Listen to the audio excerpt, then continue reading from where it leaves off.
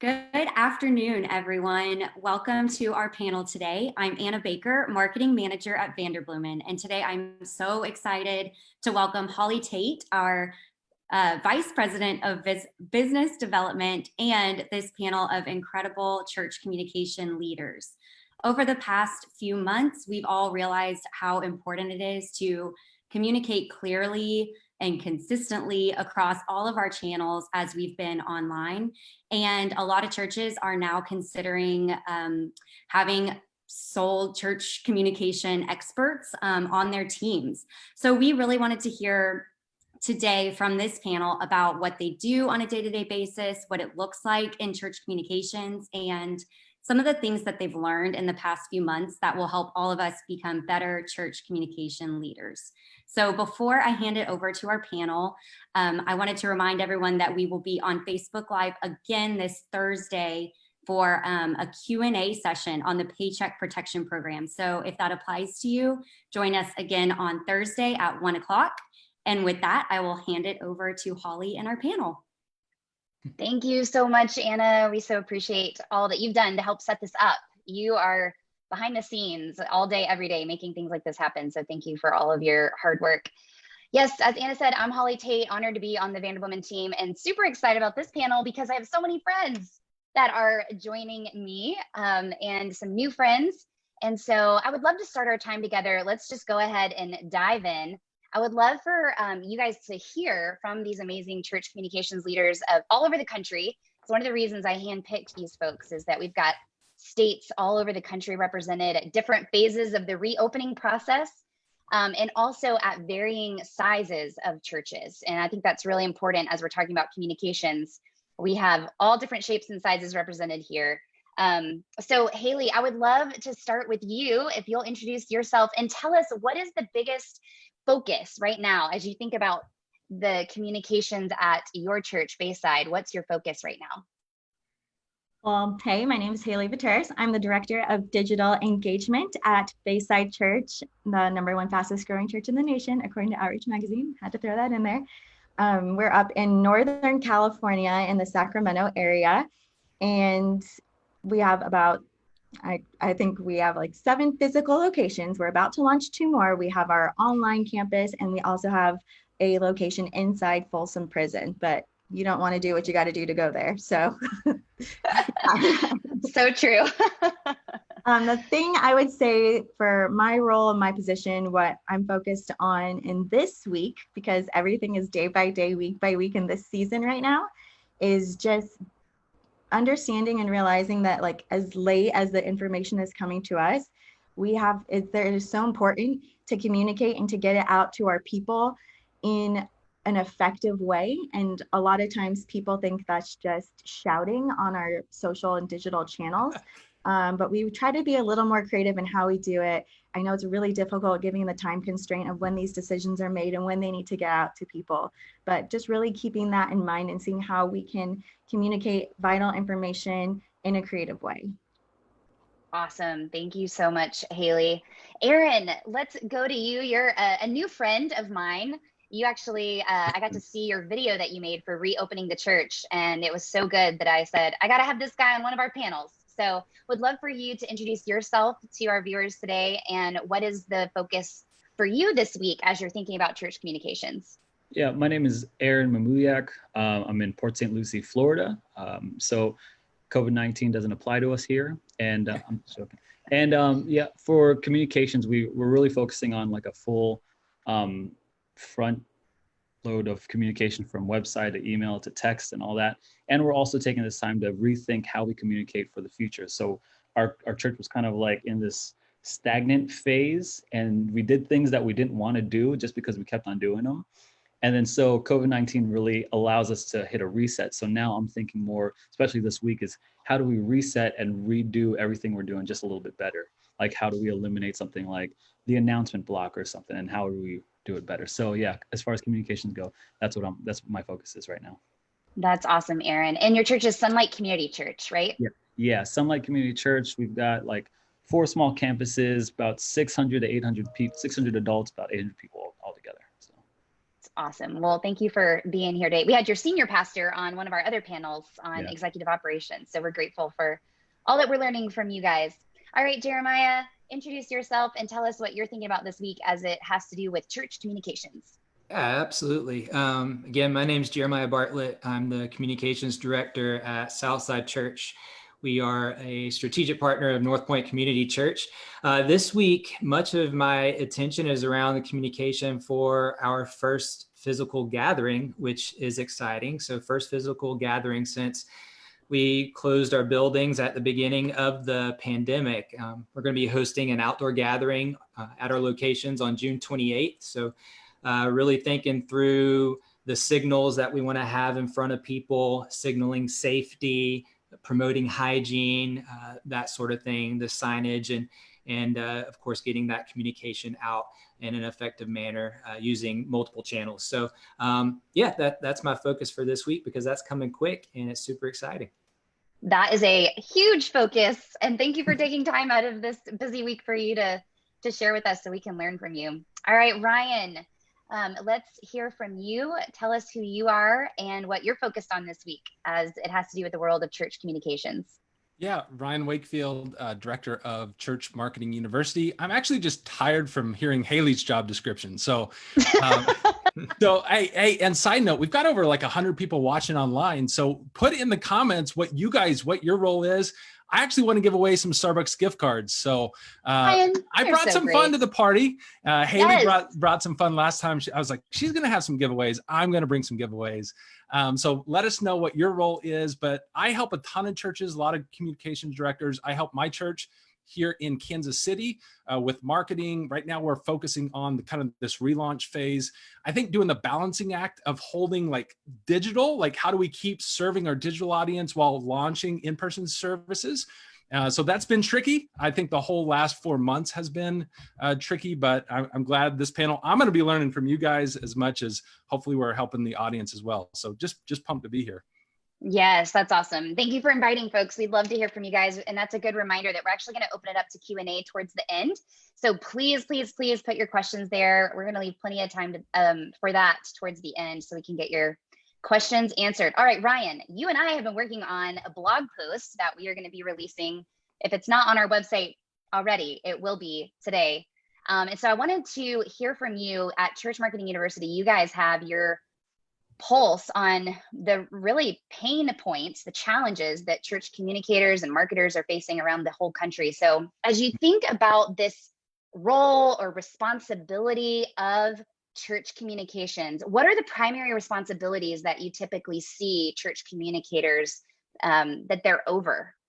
Well, I feel like the last few months, everybody in the room just kind of looked at us and be like, okay, like now's your time to lead. Good. Like we're so glad. And, you know, if you didn't have somebody on your team that was owning this, I think you're either now like trying to figure it out, like how do we bring people on, or, you know, hopefully you're not trying to figure it out all yourself. So, and certainly over the last few months, it's almost like when everything kind of went to digital, you know, the communications person, the marketing person, the video people, all the creatives, basically was how do we take the entire church essentially and make the leap to all things digital services, digital small group, digital giving.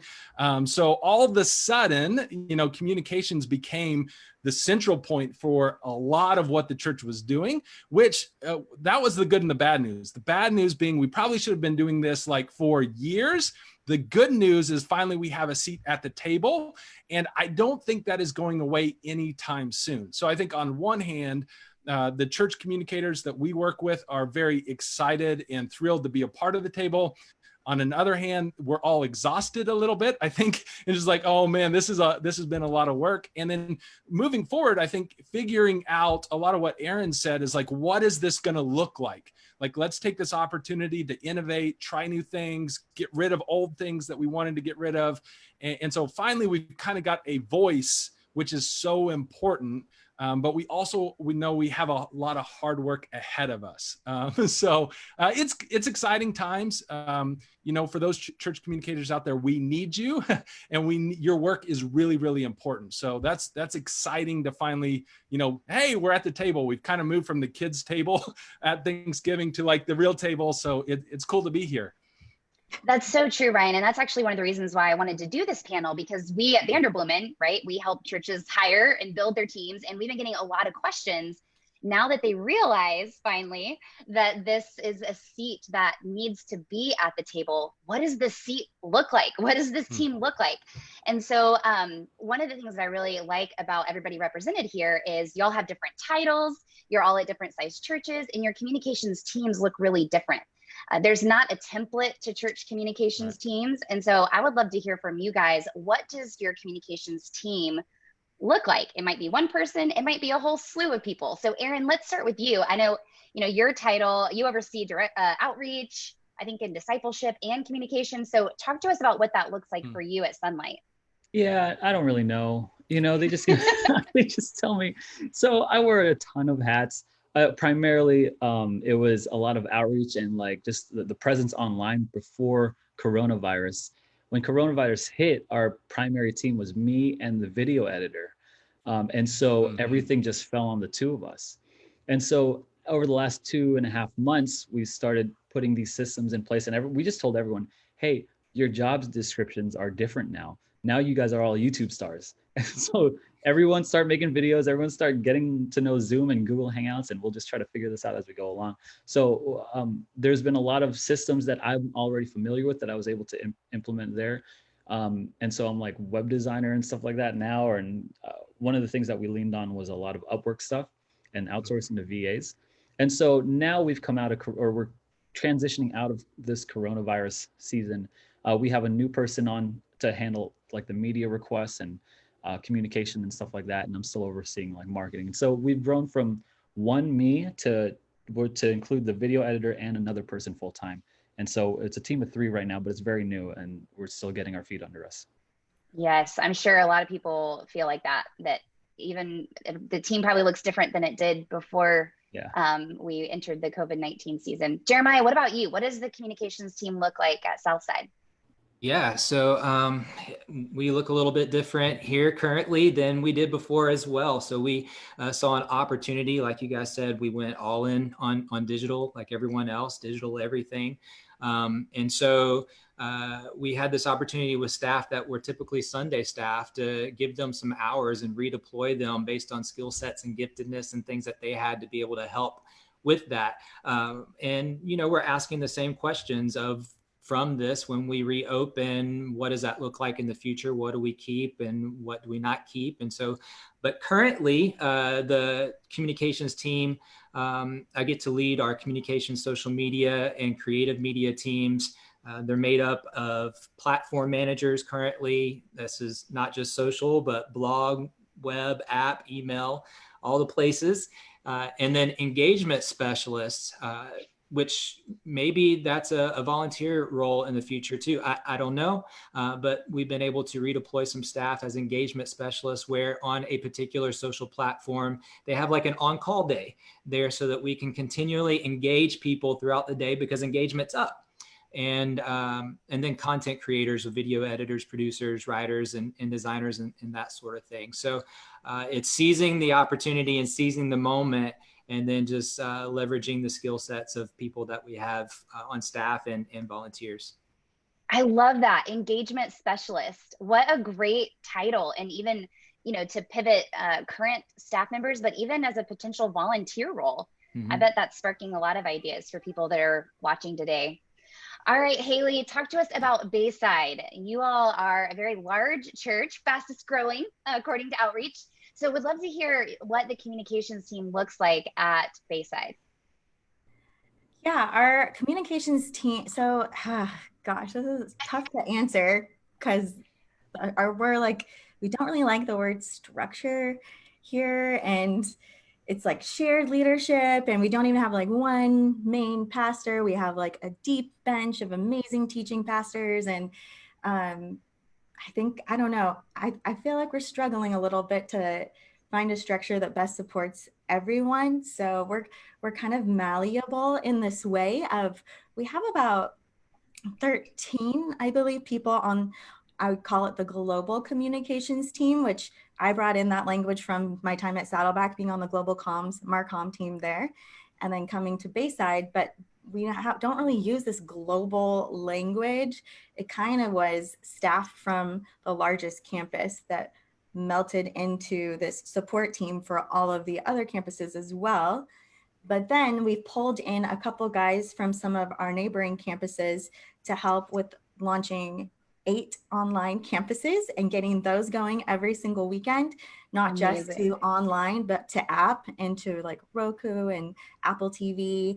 And then I more focus on the Facebook Live and YouTube streams that are going out. So we're kind of like malleable in that way. So there's about 16-ish on our team now. We're waiting to see what happens this weekend and how if those people get called back to their campuses as they're testing on site, and what that will do to the streams that we currently have been supporting the last, 3 months? Has it been 3 months of COVID? I don't even know what day of the week it is. It's like kind of that kind of a feel right now. So yeah, we're malleable is the best way to put it. People know that our team has been working well and above overtime, which I'm sure a bunch of you church leaders have as well. I think I had 2 days off in March. Still hoping to get that time back, but I don't know, probably won't happen. I'll just forward that credit to heaven and cash it in there. That's awesome. But yeah, so I love that term you use, Jeremiah, because we have like online hosts, but engagement, would you call them engagement specialists? Yeah, that was it. Engagement specialist. I love that. It's like, sounds so much more purposeful than just, you're a host. You're an engagement specialist. I think I'm going to take that. That's a good one. Hey, I've borrowed a lot from you, so if I can give something back, great. Oh, you did. Yeah, so I haven't even counted all of those people, other staff members that have volunteered their time on weekends to be engagement specialists on our online feeds as well. That's probably, I don't even know across all of the campuses how many more that is, but it's interesting to see like how this transitions moving forward, if we're going to get more help, because like Ryan put it so well, we were at the kiddie table before, now we're at the adult table, and they're really looking to us to see like how to proceed moving forward. But my biggest fear in this season is that we've been producing such high quality, great content directly for the user on the other end of the camera. And then we're going to go back to just shooting a big room and shooting those people's experience there. If you look at the NFL, they primarily form everything for the TV viewer on the other side of the camera. If you go and you watch a game in person, it's nice, but there's a camera like streaming across on like cable wires across the field, which is kind of distracting if you're there in person. There's some TV stands set up with tower cameras that could maybe be hindering or blocking your view. So it's not really made necessarily for the crowd in-house. It's more made for the viewer on the other end. Why? Because there's so much more potential on the other side of the screen, and the reach is infinite out there. So my fear is just that we don't go back to just shooting it for the person inside the room and ignore that large audience we've built and created during this COVID time. Such a good reminder. Question. Sorry about that. No, preach. It's great. That was a great reminder as we take, what we've learned with us as we transition back. It's not what it used to be. It's going to be a different experience, and there's huge opportunities there. So I appreciate you reminding us of that. All right, Ryan, tell us about what the communications team looks like at your church. So very similar. When we started out as a church plant, I mean, everybody did everything. And I think part of even moving forward, kind of what you're hearing throughout these conversations is, I think it's going to be a somewhat of a revolution between like having a communications person, and yes, you need that person, they need to be at the table. But I think the future is going to be like everybody's job is now communications, engagement, interaction, digital discipleship. So I think the future, just to add on, because my answer is very similar to what they're talking about, is how does that communications point person now help everybody at the table get better and really start to own this. So I think that's kind of be where the future is. And I think you heard that in everybody's thing is like, we're now being looked to bring this value to the table and show everybody how you own this. It can't be like Haley's job or Aaron's job or Jeremiah's job. It's got to be, no, the whole church's job. And we've got to own it, whether it's digital on Facebook or it's in person, like it is the future of the church. So, but yeah, very, very similar. Maybe the one slight angle is like we raise up a ton of volunteers, like 30 volunteer photographers. And so like our maybe system is a little bit more like, and I'm getting a lot of head nods there. Is like, how do we not necessarily do it all ourselves, but how do we get a lot of volunteers owning platforms, owning different aspects of the communications responsibilities? Well, and that's great because we're getting several questions all about how to engage volunteers in this. So we can definitely dive into that in a bit. But Haley, I want to hear from you on this topic of specifically about social media. So this is one of the pain points that I often hear is, Holly, we need somebody to manage our social media. Who should we hire? And I'm like, oh no, like it's only one piece of the huge puzzle of communications. But I want to hear from you specifically because so much of your role is engaging on social media. So what part of the puzzle, of the big marketing and communications puzzle, should social media play for churches? There's so many different ways I could approach this. Part of me wants to say social media is the mouth of your church. But I also see social as the house on the street. So this is how I relate it to, like, we're looking at metrics, which has been crazy for everyone because I hate to tell you, but like attendance is not the same as views. And we keep trying to make them the same and looking for the same type of numbers that we had when we were in person as online. It's different, okay? So when I was explaining views for Facebook versus views online, online is really like the house that we want people to come into. Facebook is the house that people might drive by, look at for 3 seconds, keep driving. Or they might like drive by, look at it, be a little more familiar and park for a minute, maybe walk up to the door, but they're not going to go in and sit for that long on Facebook Live because it's not meant for long form content. People go to YouTube to watch content for a longer amount of time, or you want to pull them into your online stream, maybe through a Facebook ad. So it is the facade on that digital street, I guess you could say, on that neighborhood for your church. So it's important to have a collective and cohesive presence. If you have a Facebook fan page for every single ministry of your church, people aren't going to be sure where to go. So it's important to house them all in the one place, have your one Facebook fan page and have groups inside.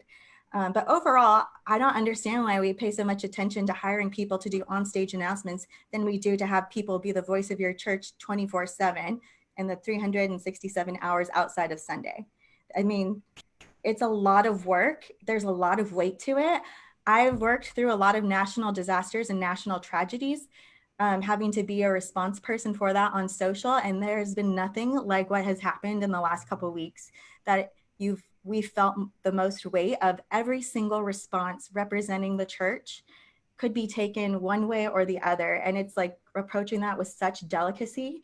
Even like theology is an important part to know when you're responding as the voice of your organization. So to hand it over to an intern because they're young and they know social media is a joke, because they might know how to run their own personal channels, but they may not be the voice of know how to be the voice of their church or how to respond theologically as their church. So or even just caring for people. There's a whole nother care piece that people post that they have a son that committed suicide. Like, we've seen comments like that, and you have to know how to engage and respond, or who to find in your church that can help you craft a response. There's a lot of facets of the position, from being an art director to a content creator to a copywriter to a videographer, there's just a lot to it, a lot more than what meets the eye. So I don't want to say all that to scare you. I'm saying that to say that there's a larger weight to this position than what most churches give it credit for. They just say, let's hire someone to just post, and posting without a strategy is pointless. So it's a very important role, and I suggest you do a lot of research and work with Vanderbloemen to find a wonderful person for your position. Yes, Haley, that was amazing and so important that we think about the strategy. This is such a strategic, the communications director, and I'm saying communications director. It could have a lot of different titles. You know, Eric's title is very different from Jeremiah's title, which is different from Haley's title. But the point is that you have someone who is strategically thinking about communications and engagement and care. To your point, Haley, it's critical. Jeremiah, would you add anything in your role in overseeing social media and communications at Southside to what Haley has said? Yeah, which, was great. A lot of that, right on the money, and I agree. We definitely, whether we onboard volunteers to do some of the work, or if we bring in an intern, we want to provide opportunities for just teaching and learning and helping with like areas of theology and things like that. Putting together guides of maybe frequently asked questions, or here are some guiding principles for if this happens, then do this, and that sort of thing. I also think that as we look at the communications team of the future, we as the point people for communications, whether it's communications director or whether you're a church administrator and you're doing some of these things at your church, and you're saying we need help in this season, there are people who are abstract and people who are concrete, leaders who are abstract and concrete, right? So I think sometimes we have to come back and do some of the work ourselves and say, here are some of the roles that I would like to have, some of the help I would like to have, and here's a sample part-time job description or contract job description. Here's what a full-time job description would look like, and take those to the table versus saying, I just need help and I want somebody to post on social, or I want somebody to edit video. But yeah, strategy is definitely important for us. We, our top level, we say we're here to amplify engagement. That's what we're to do. Amplify engagement. We use tools like Asana. We use Buffer for project and content management. We borrowed, adapted, and borrowed some more, which is why I was like, hey, Haley, if I can give you something, that's great, because probably just a couple months ago, I was messaging her on Facebook, asking some questions, and, and other places out of respect, Gwinnett Church, that's, part of the North Point Community Church network, Jeff Henderson up there, they lead the way doing some great things. So we borrow and adapt and borrow some more all the time, and that's okay. There's a great book called Still Like an Artist. I'm not saying still, but there's some good stuff in there that you can take. And so really we want to amplify engagement to ultimately inspire others to follow Jesus, and then connect them with the life and mission of the church. And there are different ways that we can do that through a structured campaign that's comprehensive. One that we're running right now is Share Good for the South Side. It's something we actually created, and we're launching the Sunday we closed. And so big pause.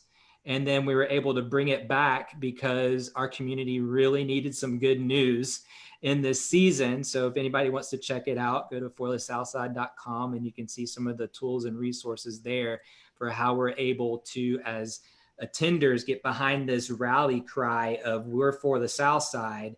And then it also be something that engages those that do not currently attend Southside Church. So it's pretty cool. Connect, cultivate community. That's what we get to do. Why? Because life is crazy. We get it. We want to help. And so we're here for you and your family. So that's awesome. It definitely takes some time to think about what you need and put it down pen to paper, and map it out, and at least start with something. And if you don't know where to start, give somebody like, us a call. We'd love to help, or reach out to, like Haley said, Vanderbloemen, Church Marketing University.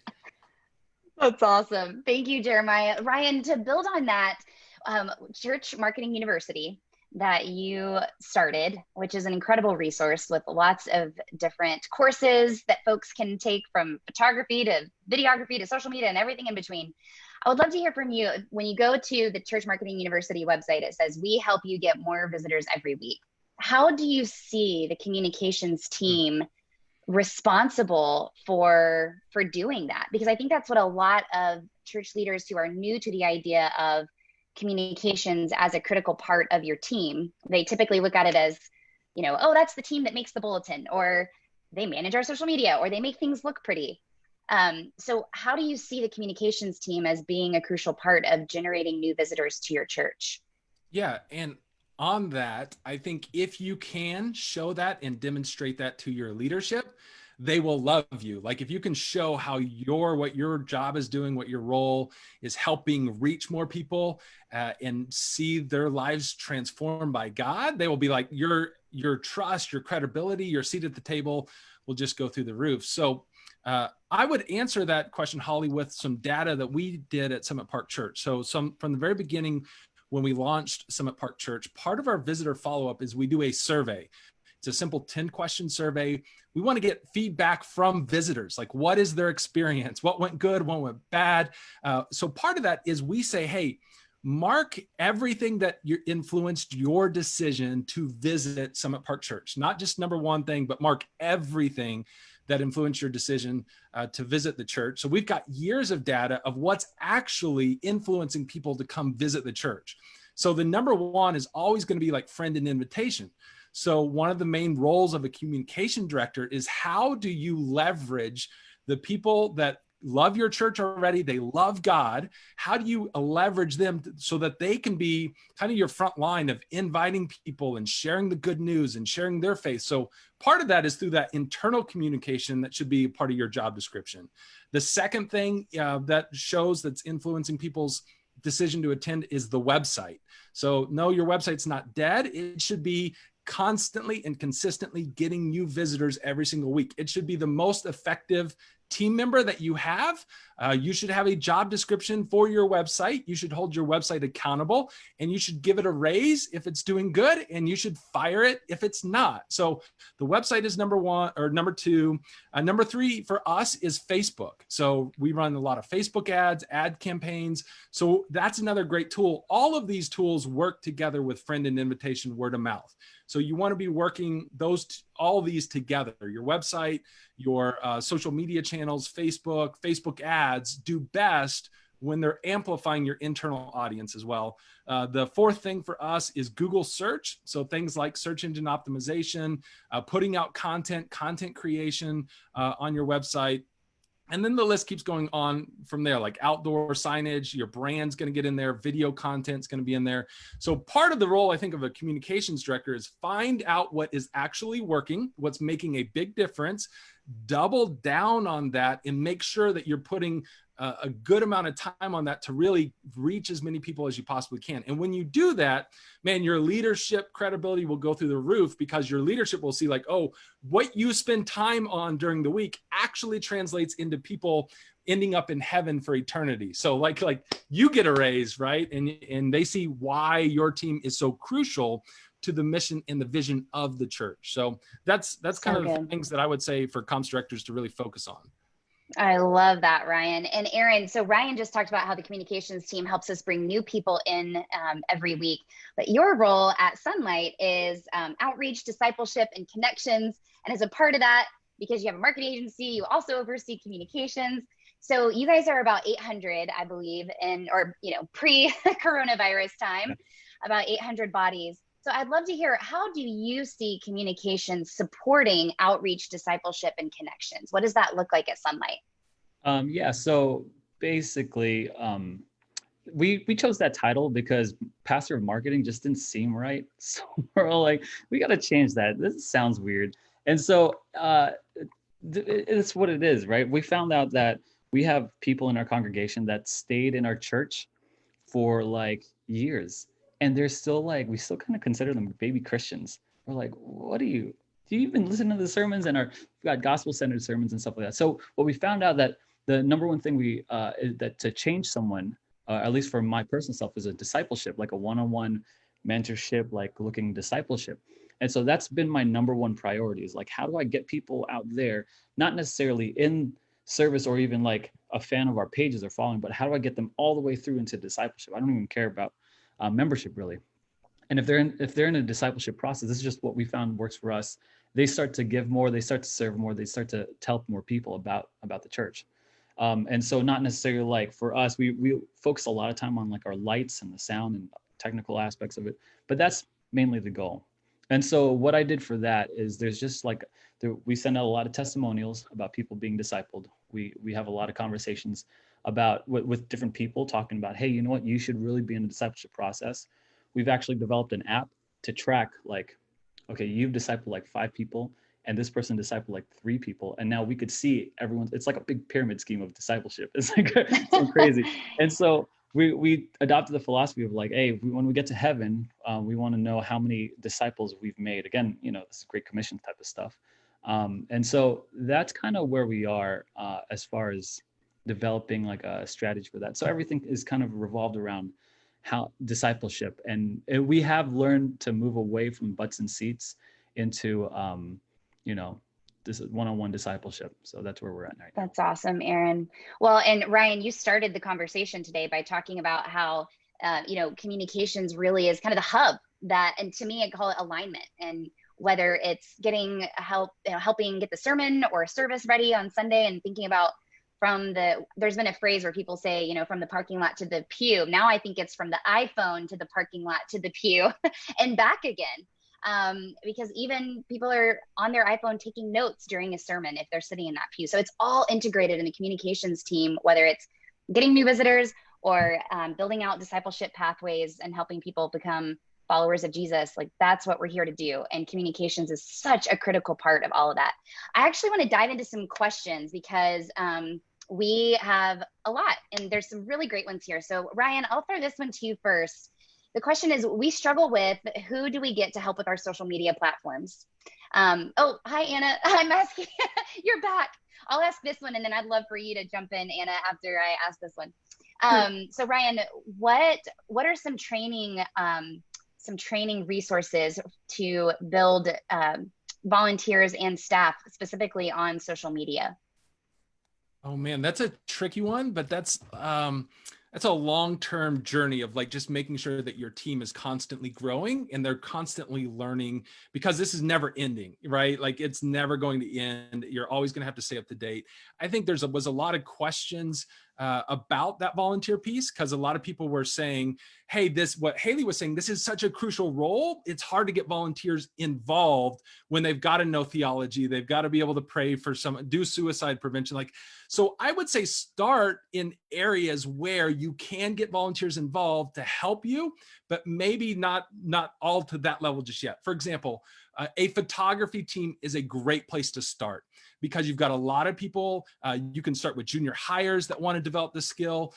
It's one of my favorite ways because photography is like a secret weapon when it comes to communications and marketing.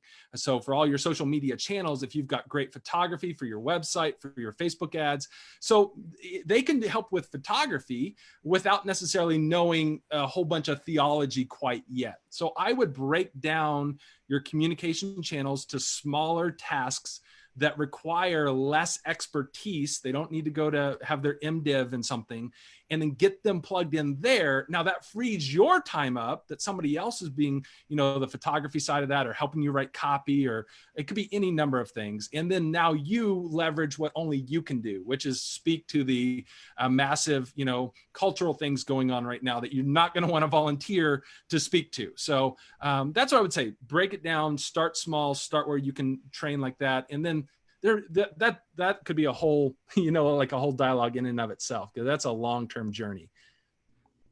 Yep. And then Anna, while you're getting the next question ready, Haley, do you have anything to add to that? Because that is your whole world. So what are some other training resources that church leaders could use for social media? You don't need your MDiv, just your MTS. Okay. That's what I have. That's awesome.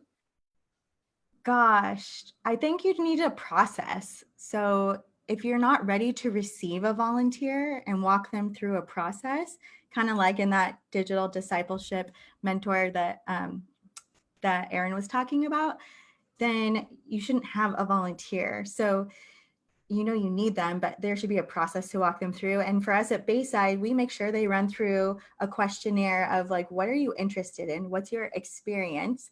Because unfortunately, like we don't have time to be teaching people how to do this stuff. We need them serving in. So they need to have some experience in photography, some experience in writing if they want to write some copy for you or storytelling. even writing and finding people's stories to tell. That's a great thing. They need to know how to operate a camera if they want to be a videographer for us.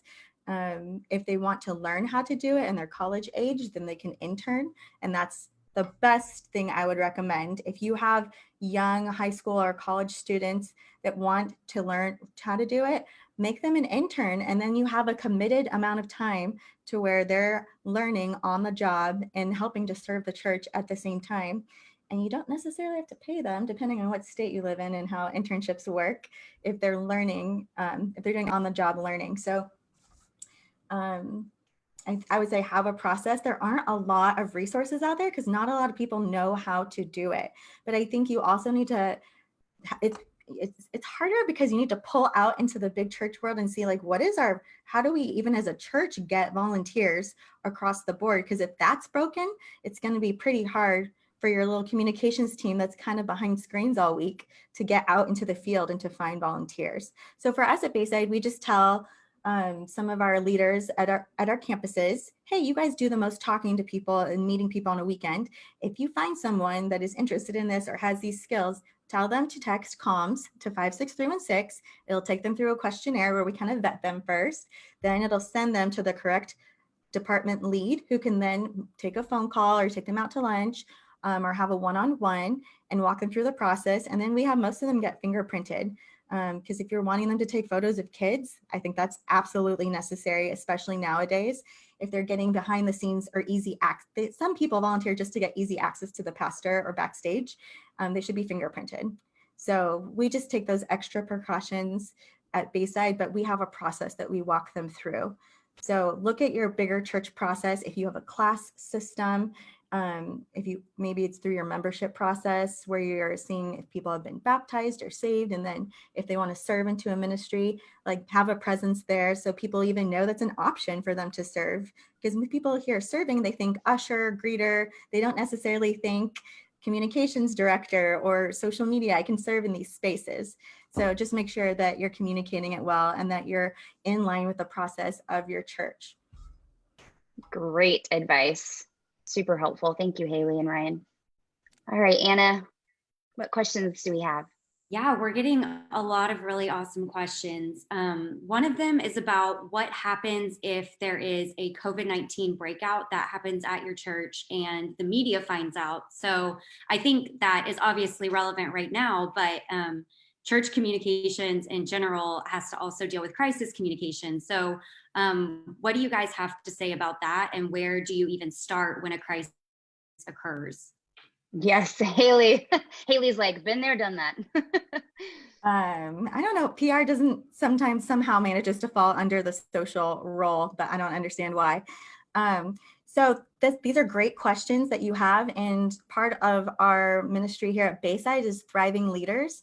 So we have our Thrive conference coming up this weekend. That's free, that I'm doing a plug for. Sorry, Holly. No, it's okay. William Vanderbloemen is actually speaking. Yeah. Exactly. Yeah. So it's a 3-day conference with some of the greatest leaders, and it's free. So if you just go to thriveconference.org, you can get a free ticket there. But aside from that plug, every Wednesday on our Bayside Church main Facebook page, we've been hosting the Thrive Leadership phone calls, and they've been walking, this is primarily for churches. So they've been walking church leaders through what do we do in this situation? How do we reopen? What are the steps we should take and the precautions we should be looking for? So if you need those are on our Bayside Church Facebook page. I believe they're also on the Thrive YouTube channel. I can get you guys a link for that. So you can go back and look, because they've been doing this every single Wednesday, just as straight resources for churches during this specific time. That's great. So I don't have all the answers, but you can go find them yourself. I'm just telling you where to find them. Yes, no, that's super helpful. Jeremiah or Aaron, do you guys have anything to add to Haley's advice?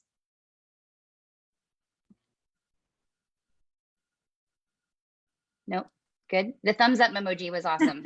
Yeah, no, I was like, that's right on. That's so good in providing resources. So, yeah, I think of a friend of ours, Justin Dean, that's done a lot of work for PR and has a good book that churches might find helpful for just guiding through crisis communications and things like that.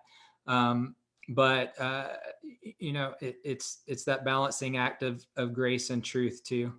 And then trying to already have some things in place for how you're going to communicate. So thinking through some of the questions as if that happens, how are we going to respond in that season so that you're not taken by surprise, but you already have some talking points for if you're in, and then letting your staff know if media were to contact you, do this or respond in this way, and just being in front of that communication as much as possible. That's Yeah. awesome.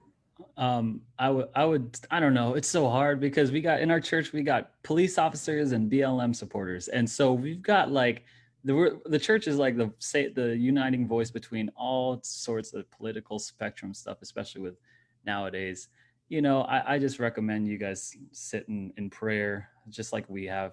Sit in prayer, sit with grace as far as, in truth, with the other side, with, other people's opinions.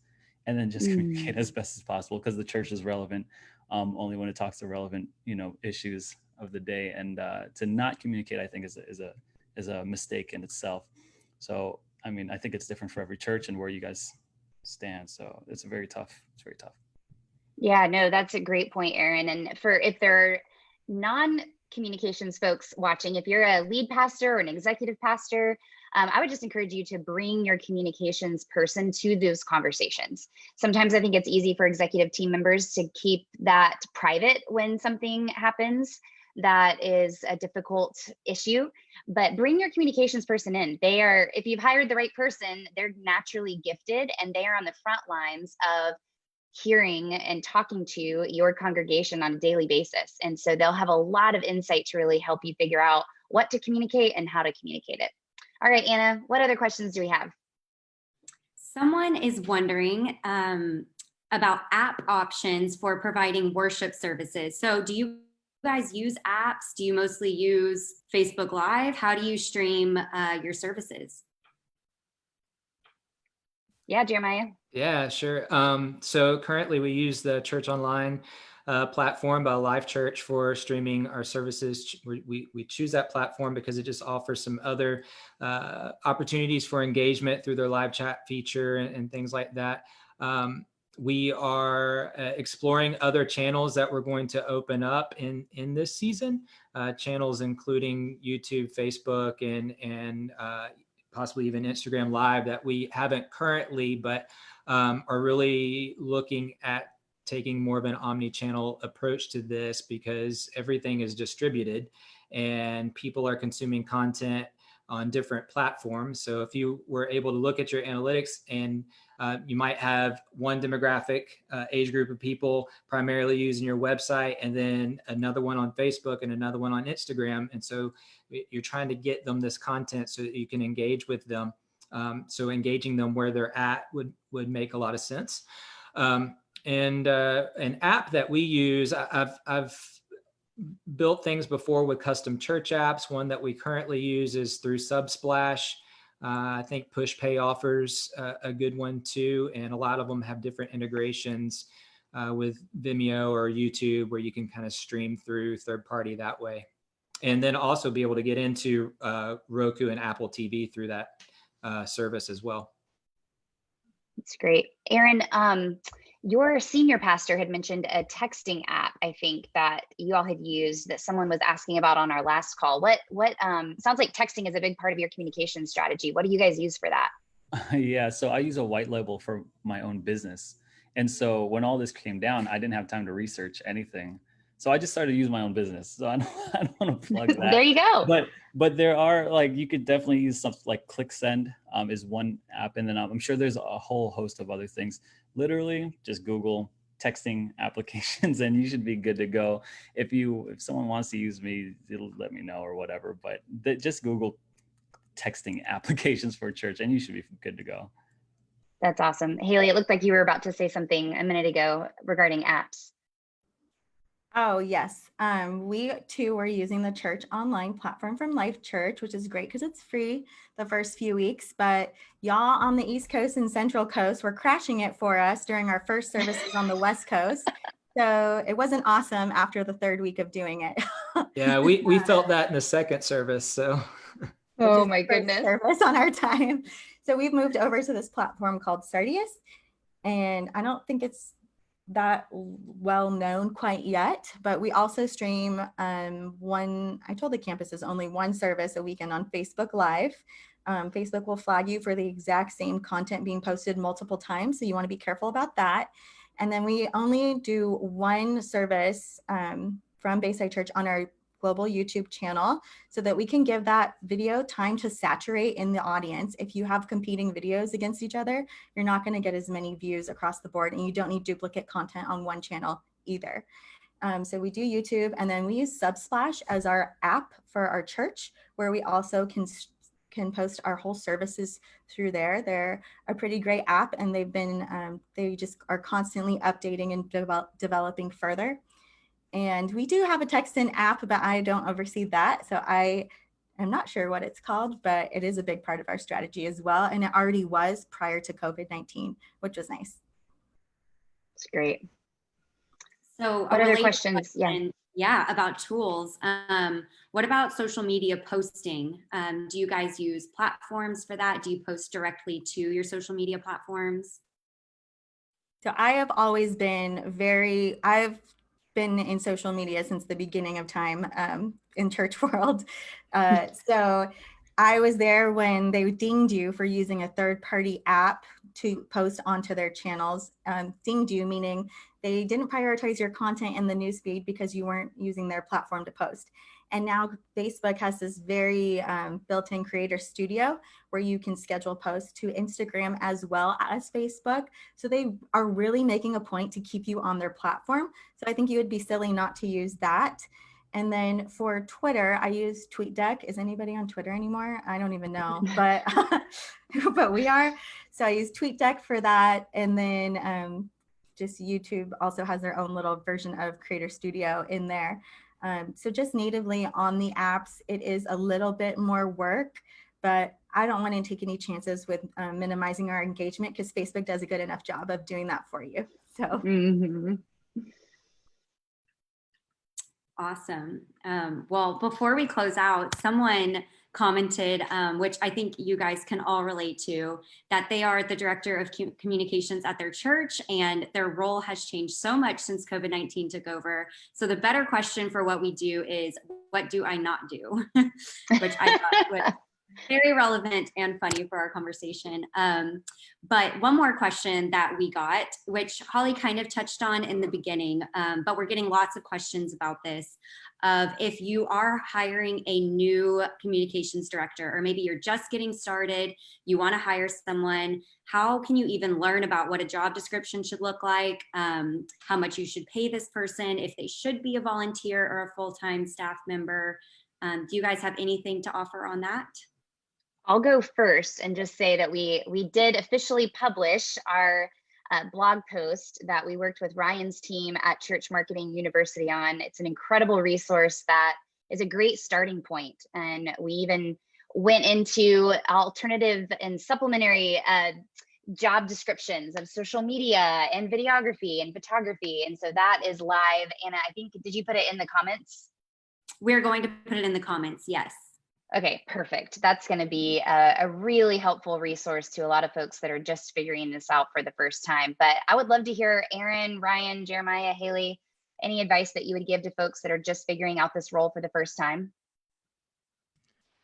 So I'll jump in here real quick and even tie in the question before of like what not to do. And this may sound a little bit counterintuitive, but I would really pray and consider, don't hire somebody that is a specialist in video, web, photography. Like, don't hire somebody that actually knows church communications. I know that sounds weird, but if I was a pastor, what I would hire somebody who could build teams of people, volunteers of people, and build systems. And in fact, I think actually doing the work might actually be counterproductive because they've got to operate at such a high level that they've got to be able to develop teams of people, develop systems of people that if their first reaction is, oh, there needs to be something done, I've got to jump in the trenches and do it, you're not going to have that person to be a part of a growing church. They're just going to get burnt out. They're going to get run over. Any church that I've seen that's gone from 1,000 to 5,000 or 3,000 to 10,000, has done so from leaders who can develop teams of people in systems, not necessarily because they were very good at being a video editor. So I would actually pray about getting somebody who thinks team first, systems first, and they recruit people or can outsource, like what Aaron was talking about, get virtual assistants, outsource that, and not necessarily get stuck in the weeds. And there's a lot of great stuff. The link is in the comments. So check out that blog post. We've been working on that for almost a year now. So it's very timely. We have. And we've got lots of great job descriptions coming soon. So we're about to do a version 2 of that, where we've got, I don't know if it's like 30 or 40 different job descriptions that'll be partnering with that post there. So stay tuned on that, because there's a lot of hard work that's going into that blog post. Yes. Well, and your team has been such a great resource for that because of all of the courses and even your Facebook community that you have at Church Marketing University, Ryan. So we're super thankful for that. Jeremiah, what were you going to say? Yeah, no, I was thinking of just a couple of characteristics as you think about this church communication hire, and also agree with Ryan, like ask yourself how you want to be at that 30,000 foot level. So ask yourself, not what can I not do, but what can I give away in this season in order to get more into this 30,000 foot level. So maybe feet level, it lists, something on a sheet of paper, all the things that you do, so that you can kind of look at, okay, from here, what can I give away? And then for those making the hire somebody that is flexible, hire somebody that is teachable, because things are constantly changing. You want to be a learner, so be teachable. And then with flexibility, the flexibility to do the next right thing, borrow a lyric from Frozen 2. So I have 2 daughters, so there we go. But do the next right thing, and because what may have been the right thing when you were planning days or weeks ago may not be the right thing for today. So just having that flexibility is a key characteristic.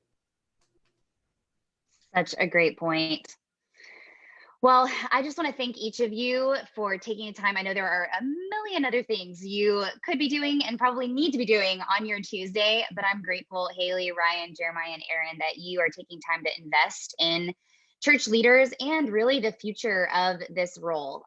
One thing that our founder, William, says is that he really believes that the associate pastor, after COVID-19 is really going to be the communications person. Like, it is a critical leadership role that churches really need to prioritize and spend a lot of time thinking about right now. And the other thing I would encourage everybody who's watching this, all of these folks are really accessible. And so we're going to do a blog recap of our panel today, where we'll put links to where you can contact them. But I'm really grateful for each of your generosity to share what you've learned as you've been in the trenches, and that you all just make yourself available on social media and through your websites to help church leaders, and have your own resources, whether it's Church Marketing University or Jeremiah, your website, or Haley, or through Bayside, or your social media, just being a resource, and Aaron, your marketing agency. Lots of resources here, you guys. So there's no excuse. Let's make communications as a priority as we lead well and reach people for Christ. So thank you so much, everybody, for joining, and we will see you back here on Thursday if you want to learn more about PPP loan forgiveness. Thanks, guys. Thanks. Awesome. Thanks.